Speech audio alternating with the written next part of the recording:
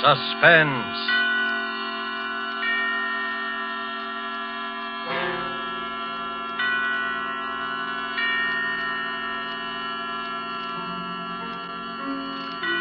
This is the Man in Black, here again to introduce Columbia's program, Suspense. With us in Hollywood tonight as star is Mr. Gene Lockhart, whose remarkable characterizations on the screen have won him a notable following with American audiences. It is with rueful satisfaction, but with satisfaction nonetheless, that the genial Mr. Lockhart contemplates his reputation. Because of his cinematic misdoings, his numberless treacheries, betrayals, and cowardly villainies, he is one of the most hated men in the country today. Our story this evening by John Shaw is called Statement of Employee Henry Wilson. And so with the performance of Gene Lockhart, as he relates and relives the events of the climactic moment in Henry Wilson's life, we again hope to keep you in suspense.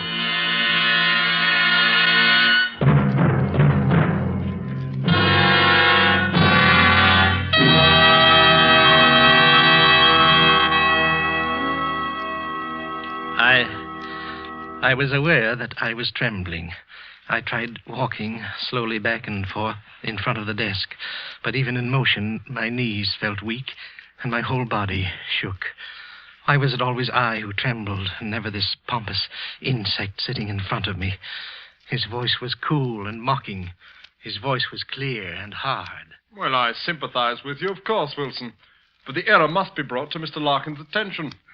It is quite a big mistake there. Quite a costly mistake. Mr. Larkin must know. He wouldn't cover it up. I knew that. 2 years ago, this man had come with the firm. For 8 years before that, I had worked there, enjoying the work, liking the people. And then he had come there. Have you ever stood quietly by and watched someone rob your house and steal your pocketbook? I was helpless. He was ambitious. He was clever. He was fluent. And as of tonight, I was his subordinate. 2 years against 10 years. Around the office, I had a reputation of being casual and carefree. But I hated this man. Every inch of me hated this man. And it was not a new hatred. Of course, there is no question of your honesty. His voice was patronizing. The patient teacher and the unruly pupil. I hated him. He smiled up at me and waved his hand in dismissal. He almost brushed a small iron vase off the top of the desk with the gesture. I had seen that vase so often, but I had never seen it out of the eyes that I was looking at it with now. Good night, Wilson. Good night, I said. Good night, clever boy. I walked out into the corridor and rang for the elevator. Terrible night, ain't it, Mr. Wilson? I heard the boy talking, these elevators like he was are yelling vast, at me from some distant mountain. He was talking and I was answering, but what either one of us was saying, I didn't know. I was thinking of something else. I looked at my watch as I stepped out of the car. It was 11:30 already. I mentioned it. You've had a long day today, Mr. Wilson. Those were the first words of the boy that I heard clearly, very clearly. Yes, I told him. Oh, plenty of overtime this week. I stood and looked at him for a moment. Mr. Dodds is still in the office. You might drop in and see if he wants anything. I think he'd be very grateful. I will, sir. I certainly will. It'll help to pass the time, sir. I don't like to complain, but these nights pass awful slow sometimes. Yes. Go up and see if he wants anything. Go up and see.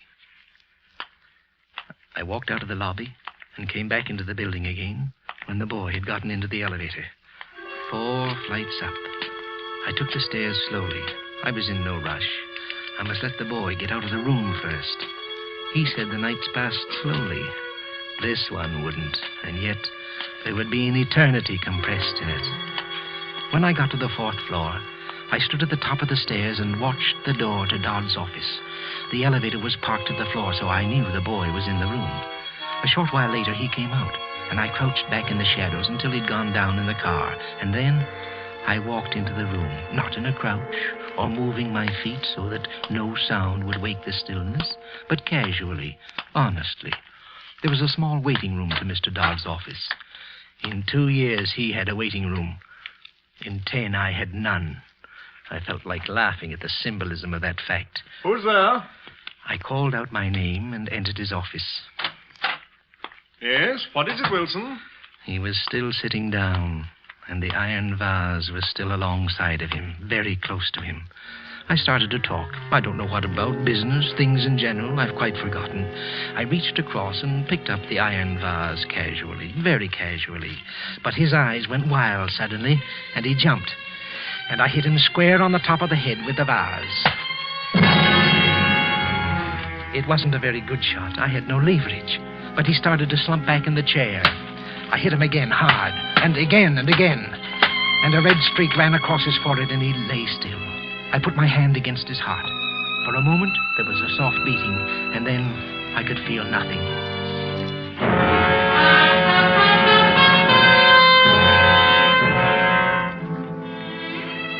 I was very calm and very warm. I was calmer than I'd ever been before. I wiped off the vase and put it back onto the desk. I ran through the papers that Dodds had been looking at until I found the one paper I was looking for. I ripped it into little bits, and I put the pieces into my pocket. Outside the building, my first act would be to scatter the pieces. I'd cover my mistake myself. I moved slowly back to the door. I wiped the doorknob and looked once around the room before I opened the door and stepped out into the waiting room. And then... Going home, Mr. Wilson? I stood there, afraid to turn, afraid to think. I slammed the door shut behind me and stood in front of it. Are you all right, Mr. Wilson? I tried to talk, but the words got caught somewhere in my throat. It was the sweeper, Tom Higby, the night sweeper. I almost fainted. Everything had been set so nicely. I'd left the building. The elevator boy had come up and found Dodds in good health. Someone had stolen in later and killed him. That would be the elevator boy's story. If suspicion attached to anyone, it would be to the boy. I had left the building. But now, this. Are you all right, Mr. Wilson? I'm fine, Tom. A bit of a cold, that's all. Weakens one. How are the wife and kids? Fine. The shock was wearing off. Mr. Dodds is in his room now, Tom, working very late tonight. You'd better, let his office go for this once. Well, if you say so, Mr. Wilson. I could give it a quick brush, though, sir. I wouldn't disturb him none.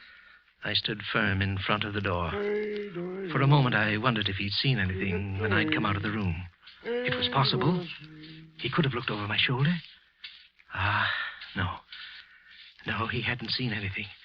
He began to sweep the sitting room, and I stood and watched him. I couldn't let him get out of here. I'd go to the sheriff if he told me about being there.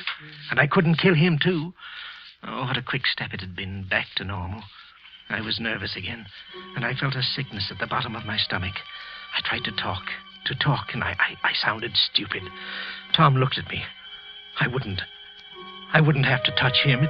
It would be his word against mine, and I had left the building. I opened the door quickly and went back into Dodd's office. I tried to keep my eyes away from that thing at the desk. I remember that he'd kept a bottle in one of the drawers, and I took it and brought it out to the sitting room with me. Oh, Tom, Mr. Dodds has a birthday tomorrow, and he wonders if you'll drink his health with me. Well, I don't think I better take any tonight. Mr. Dodds has a birthday. Sometime tomorrow he'll be a day old in the next world. Tom was famous for his liquor habits, but he hesitated. Well, now... I poured the drinks. I don't think I better have... Up with it, Tom, and down with it. And here's to Mr. Dodds. Well, all right.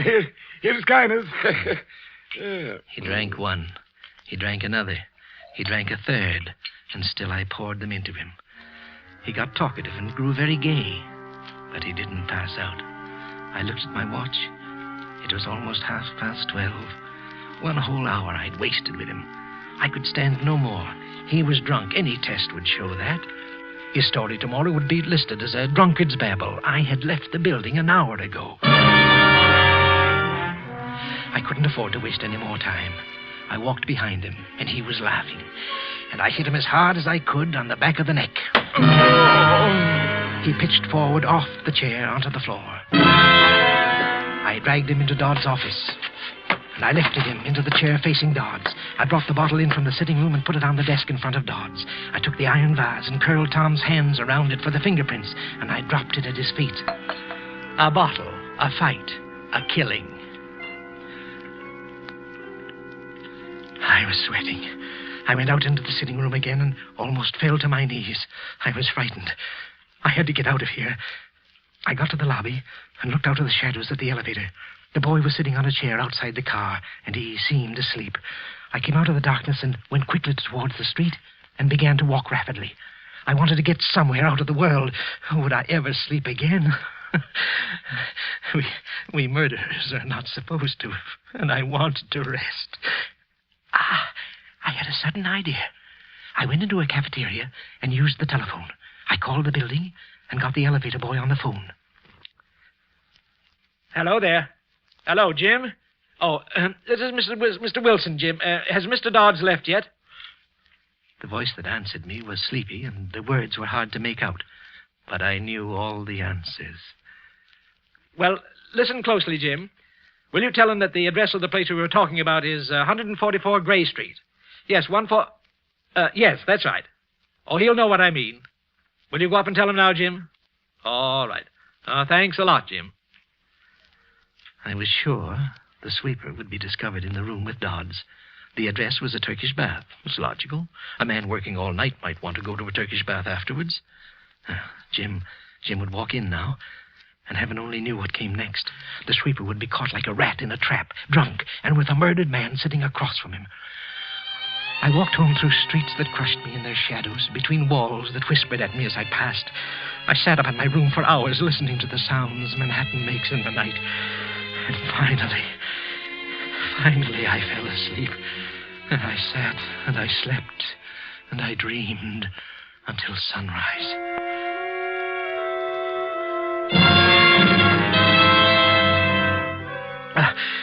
I woke with a start. I was shaking like some miserable wet cur. I took a drink and tried breathing deeply. Somewhere I'd read that deep breathing killed that scared feeling. What in blazes was I frightened about? I was safe. I was completely safe. But when I left the house, I was still shaking. I walked all around the block that the building was on before I went inside. It looked like any other morning.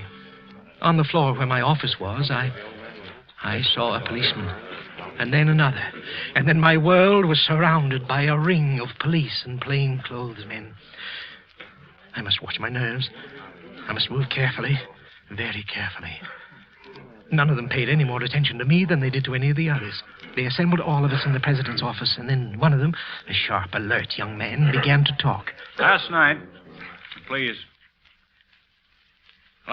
an attempt was made on the life of one of your associates, Mr. Charles Dodds.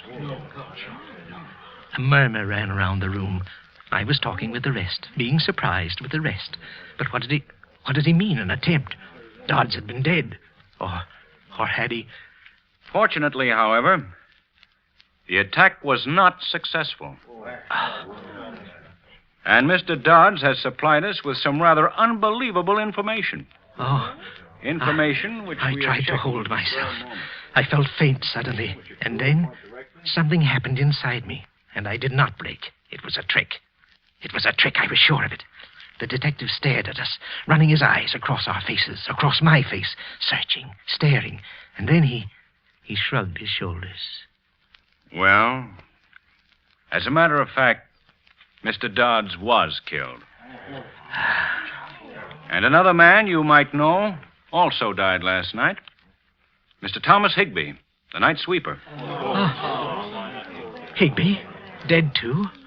Again, that rustle of voices, that droning conversation that I was part of. Some of them had known Higbee, liked him. I hadn't meant to kill him. Could there be some mistake?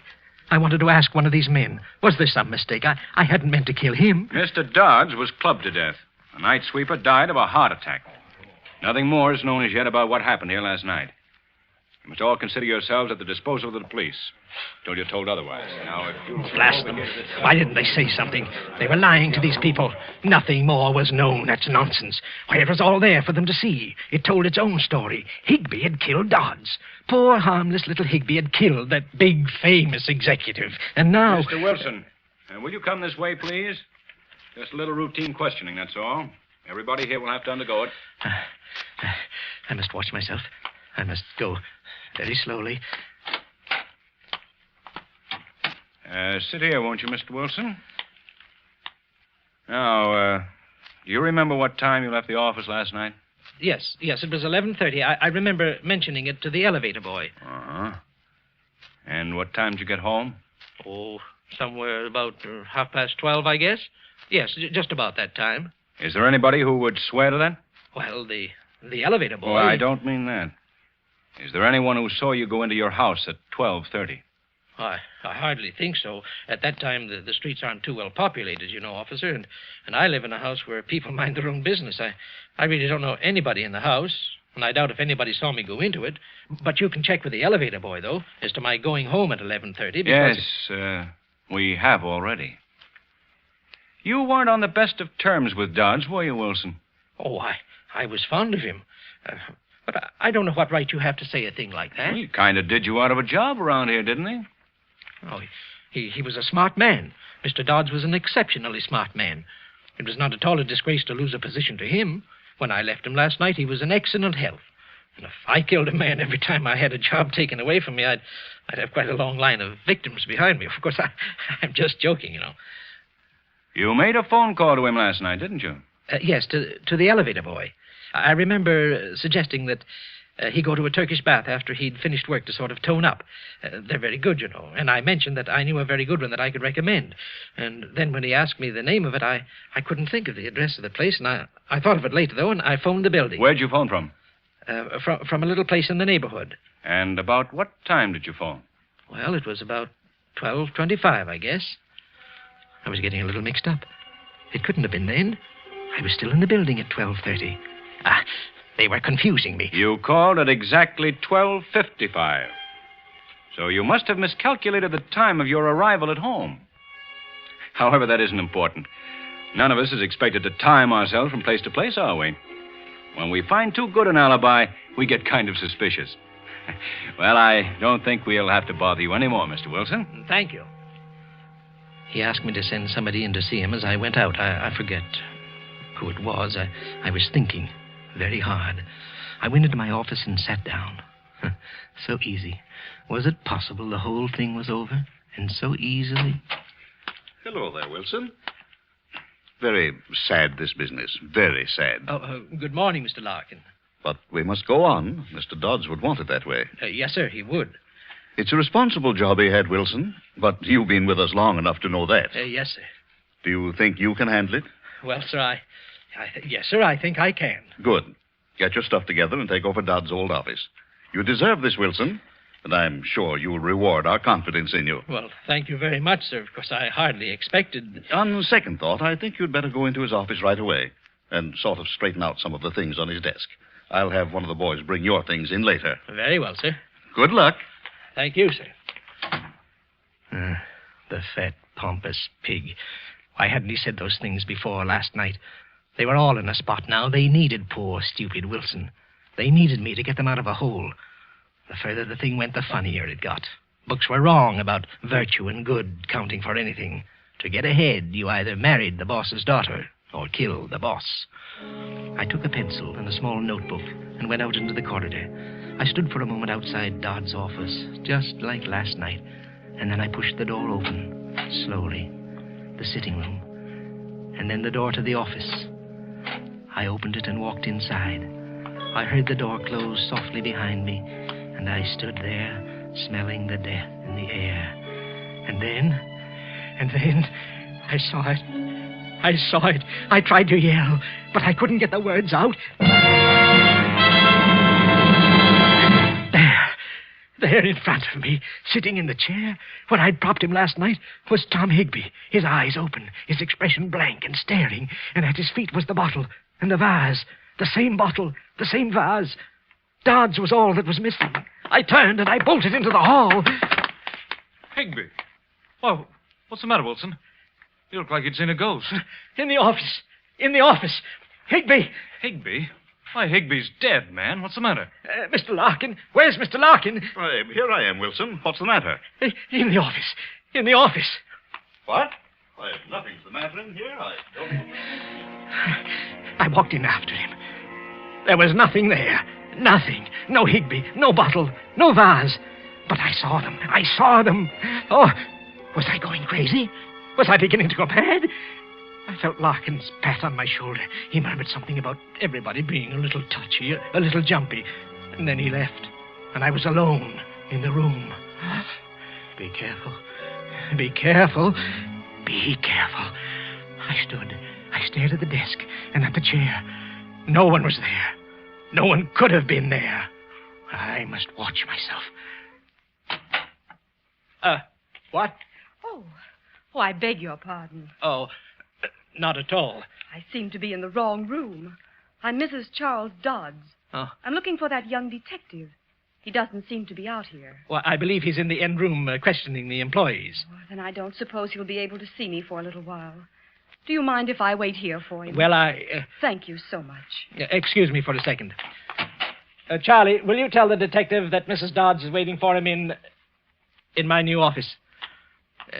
You've already seated yourself. I was going to suggest that perhaps this seat might...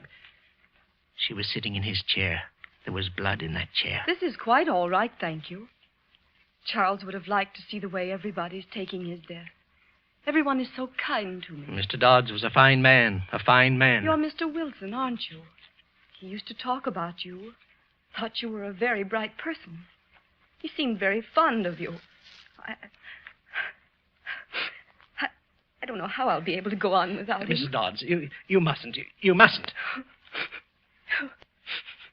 I'm sorry. He wouldn't like to see me carrying on like this, would he? We were going to buy a home in Westchester this summer. Did he ever tell you that? Yes. Just outside Yonkers. We have 2 lovely little ones, Toby and little Mary. He loved the New York State countryside. We talked so much about it. On she rambled. He liked this. He didn't like that. The children, Toby and little Mary. Toby and little Mary, she was driving me crazy. Stop it, I wanted to yell. Get out of here and leave me in peace. Get out of here, you witch. Get out. Get out. Mrs. Dodds, Detective Lewis would like to see you now. Thank you for everything, Mr. Wilson. And goodbye. Goodbye. Goodbye, and get out, and leave me alone. I hadn't meant to do anything like that. I hadn't wanted to do any of the things I was doing. All I'd wanted to do was to kill Dodds. All these other things, they weren't mine. I hadn't killed Higby. He can't haunt me. His wife can't cry at me. Heart attack. That's it. Higby died of a heart attack. I beg your pardon, sir. Have you seen Mrs. Higby? The detectives are looking for her. How would I see her? Am I everybody's guardian? How can anybody get lost in this office? Sorry, sir. Mrs. Higby? Mrs. Higby? Stop it, you Mrs. fool. Higby! You howling idiot. Can't you be looked for quietly? You will drag Higby from his grave with your yelling. 2 widows. What? You manufacture widows, don't you, Mr. Wilson? Widows and orphans. Tell me, Mr. Wilson, is it your life's work or is it just a hobby with you? Tell me, Mr. Wilson. Who is that? Who is that talking? Do they think they can make a fool of me? The office communication. It's off. Oh, stop it, Mr. Wilson. You'll go balmy. Oh. You've committed the perfect crime. Don't go crazy and spoil it. No. Perfection is instinctive with you, isn't it? Yes. Not a plan that you make. Spontaneous perfection. Yes. There aren't many could do that. Go on. Go on. Voices can't frighten me. They deserve to die. And that's why they're dead. Thou shalt not kill, Mr. Wilson. Thou shalt not kill. Thou shalt not kill. Not Higby. I didn't kill him. His heart stopped. Do you hear me? That's all. I didn't kill him. Now you voices stop. Do you hear me? Stop it, I command. Stop it. Is something wrong, Mr. Wilson? What do you mean, is there something wrong? Do you hear them, too? Well, you mustn't listen. They lie. Do you hear me? They lie. Now get out. Get out. Get out. You must talk only to me. Do you understand me? Only to me. Not to these others. Don't say anything to them. Only to me. Only to me. Well, what do you want? Well, I don't know. You think they'll say something bad about me, don't you? So you can carry me off to jail. That's what you're waiting for, isn't it? Well, you're going to be disappointed. You see, they're quiet. What's quiet? Yeah, who's quiet? You think I'm going to tell you. They won't say anything unless I tell them to, and I'm not going to tell them to say anything, not one little word. Last night you wanted to know all about last night. Well, you asked them, but they won't tell you. Look at the expression on that face. Look at him, Lieutenant. They were there. They saw me hit him, but they won't say anything. They were there, but they won't tell you a thing. Not one little word, not a single thing. He's a gibbering idiot. Because I'm not going to let I shouldn't them. have let you They won't monkey hear around. No. We'd have gotten it out of him some other way. You and your psychology. You know, you should leave that stuff in colleges. All I did was plant Higby in the office and route Mrs. Dodson here and talked into the ventilating system. Yeah, those voices had me creepy, too. Incidentally, Dodds was single. What? That girl's my fiancée. She's an actress. Well, Word. well, why did you tell him Higby was dead? No, maybe you better not explain. Psychology, huh? Well, what are we going to do with the confession now? We should have pinched him the moment he walked in here. Behave. They know. Maybe I'm lucky I never went to college. There's no use you waiting here. They won't tell you anything. They're mine, all mine. I tell them what to say. All right, get the wagon up Can't say here. a word. I'm not going to Nothing at walk all. this thing through the Remember streets. that. I won't say a word.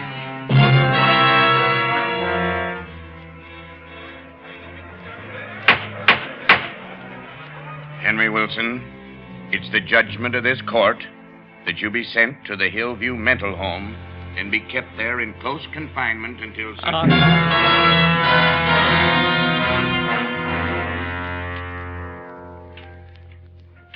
On the voice went. I had stopped listening to voices, all but the ones that I couldn't help hearing. But I'm not crazy. I'm not crazy. I tell people that, and they look at me queerly. The stupid fools. The guards here have spread the lies that I have fits. Lies. Lies, I tell you. They say every night when the moon comes up, I have fits. Loud, roaring fits. Well, they lie. Because it's then that I hear the voices. I hear Dodds and his wife and Toby and little Mary. And I sit quietly and I listen to them. Do you think I could have a fit in front of them? Do you now? No, I'd be ashamed. I tell you, I'm not crazy. And they lie when they tell you that. They lie, all of them. They lie. And they're lies, lies, lies, lies, lies.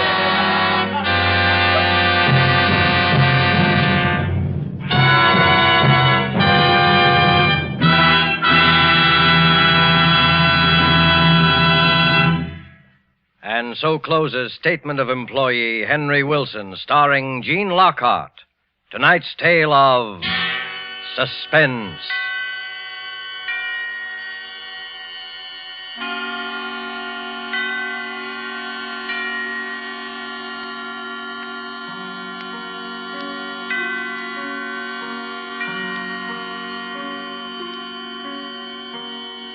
This is the man in black who conveys to you Columbia's invitation to spend this half hour in suspense with us again next week, same time, when our two distinguished stars will be Margot and Philip Dorn. They will appear in a suspense play by John Dixon Carr entitled Cabin B 13.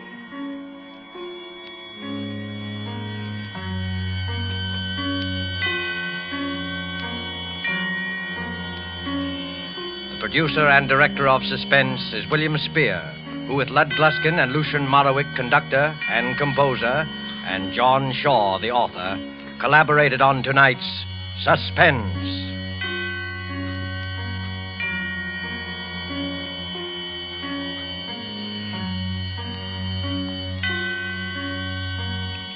Suspense fans, please note that this program will shortly move to a different day of the week.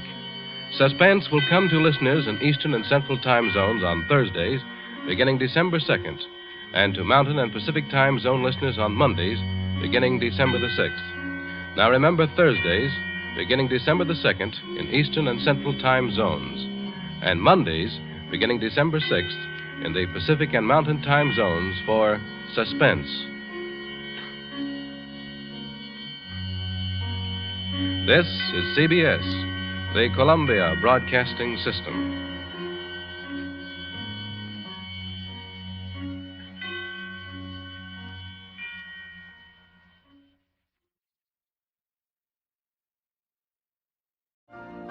You've been listening to the OTR Gold Network. Find more classic radio at otrgold.com.